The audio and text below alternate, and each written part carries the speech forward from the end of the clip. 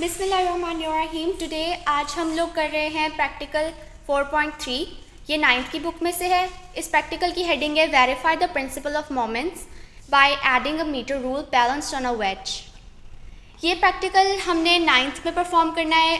As you know कि हमारे practicals हो रहे हैं 9th और 10th के, तो ये एक इम्पॉर्टेंट प्रैक्टिकल है। इस प्रैक्टिकल के लिए हमें जो ऑपरेटर्स चाहिए वो हमने यहाँ पे सेट कर लिया। यहाँ पर हम देखेंगे material required, metre rule, wooden wedge, string और वेट बॉक्स। अब बोर्ड में जो आपको मीटर रूल मिलेगा वो इस तरह का होगा, लेकिन क्योंकि हमारे पास ये वाला मीटर रूल नहीं था तो हमने स्टील रूलर्स को यूज़ किया और उनके साथ ही एक्सपेरिमेंट परफॉर्म करने वाले हैं। इस एक्सपेरिमेंट के लिए हमें स्लॉटेड वेट्स चाहिए। ये जो हमने यहाँ पर लटकाए हुए हैं इनको स्लॉटेड वेट्स कहते हैं। इनको स्लॉटेड वेट्स इसलिए कहते हैं क्योंकि इनमें एक स्लॉट लगी होती है जिसकी वजह से हम इसे लटका सकते हैं। ये जो बीच में है इसे हम वेज कहते हैं। And this is the replacement for metre rule, कि हमने मीटर रूल की जगह इसे यूज़ किया। ये स्टील रूलर है और ये हमारा थ्रेड जिससे हमने इसे बांधा है। अब यहाँ पर हमने इन दोनों साइड्स को बैलेंस करना है। इस वेट को और इन दोनों वेट को हमने ग्राउंड से ऊपर रखना है। आप नीचे के देख सकते हैं कि ये तीनों वेट ग्राउंड से ऊपर है। अब हम आते हैं अपने एक्सपेरिमेंट की तरफ। तो हमारे एक्सपेरिमेंट में हमने ये प्रूव करना है कि sum of all torques is zero.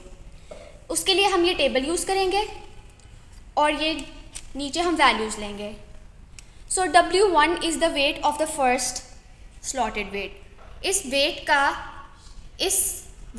Wait box का जो वेट है हमारे पास वो हम W1 लेंगे, यानी कि वेट 1। सो हमने इसका जो वेट लिया है वो है 5 न्यूटन। वेट 1 हमारा 5 न्यूटन है। अब OA क्या है, तो ये देखिए, ये जो वेज है यहाँ पर जहाँ ये बैलेंस हुआ है इसे हम सेंटर ऑफ ग्रेविटी कहते हैं, यानी कि GC। इस पॉइंट को हम पॉइंट O मानते हैं। जो हमारा वेट 1 है यानी कि W1, उसकी पोजीशन को हम A कहेंगे, पॉइंट A। W2 की पोजीशन को हम कहेंगे पॉइंट B और W3 की पोजीशन को हम कहेंगे पॉइंट C। यानी कि O from point O two point A, O से A तक जो हमारा डिस्टेंस होगा उसे हम OA कहेंगे। तो हमारा जो OA है हमने उसको माना है 4 सेंटीमीटर, क्योंकि हमने मेजर किया और उसका आंसर आता है 4 सेंटीमीटर। वेट 2 जो है उसका वेट हमारे पास है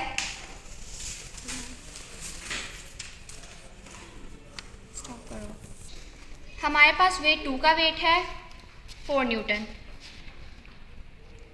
OB, क्योंकि वेट 2 जो है उसका पॉइंट को हमने B नाम दिया था तो O से B तक का डिस्टेंस OB कहलाता है।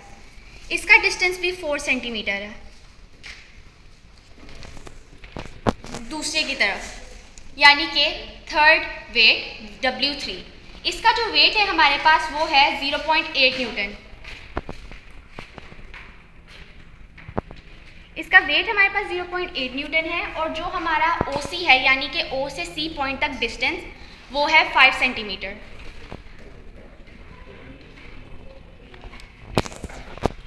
अब हम यहाँ पे फॉर्मूलाज लगाएंगे, जैसे कि क्लॉकवाइज मोमेंट है यानी कि T1 टॉर्क 1, तो हम वेट 1 को OA के साथ मल्टीप्लाई करेंगे।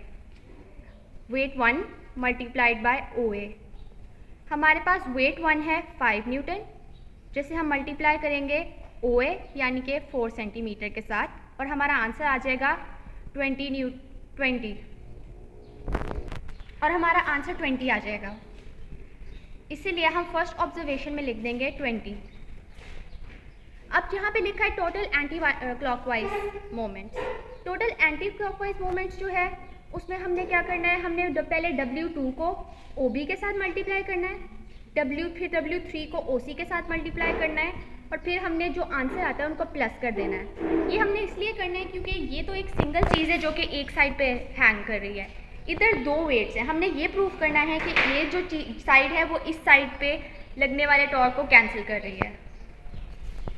सो फर्स्ट ऑफ ऑल हम लोग W2 को मल्टीप्लाई करेंगे OB के साथ। W2 है हमारे पास 4 न्यूटन और OB है हमारे पास 4 सेंटीमीटर, जिसका आंसर आता है 16।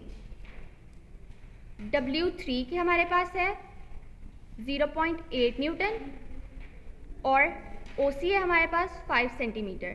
अगर आप कैलकुलेटर यूज़ करके W3 को OC के साथ मल्टीप्लाई करते हैं 0.8 मल्टीप्लाइड बाय 5 सेंटीमीटर, तो आप यहाँ पर आंसर देख सकते हैं कि आपका आंसर आएगा 4.0 सेंटीमीटर 4.0 आंसर आया तो हमने प्लस करना है। यहाँ पर देखें W2 इंटू OB का जो आंसर आता है उसको हमने W3 इंटू OC के साथ प्लस करना है।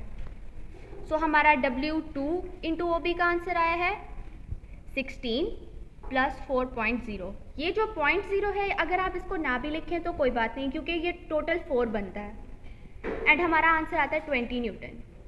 अब आप ये देख सकते हैं कि हमारा ये आंसर भी 20 आया है और ये आंसर भी 20 आया है, लेकिन आपको पता है कि ये क्लॉकवाइज मूवमेंट्स है। टॉर्क में ऐसे होता है कि जो क्लॉकवाइज मूवमेंट्स होती हैं उनका नेगेटिव में आंसर आता है और जो एंटी क्लॉकवाइज होती है उनका पॉजिटिव में आता है। तो क्योंकि ये क्लॉकवाइज मूवमेंट है तो ये नेगेटिव हो जाएगी और ये एंटी क्लॉकवाइज है तो ये पॉजिटिव हो जाएगी। अब अगर हम प्लस करते हैं -20 को अगर हम प्लस करते हैं 20 में, तो आप देखें कि माइनस और प्लस एक दूसरे को कैंसिल कर देंगे, यानी आंसर 0 है। तो हमने ये बात वेरीफाई कर ली है कि sum of all torques is 0। जो टॉर्क इस साइड पे लग रहा था और जो टॉर्क इस साइड पे लग रहा था, हमने उन दोनों को प्लस करके देखा और हमने आंसर 0 निकाला, यानी कि हमारा ये एक्सपेरिमेंट प्रूव हो गया है। अल्लाह हाफ़िज़।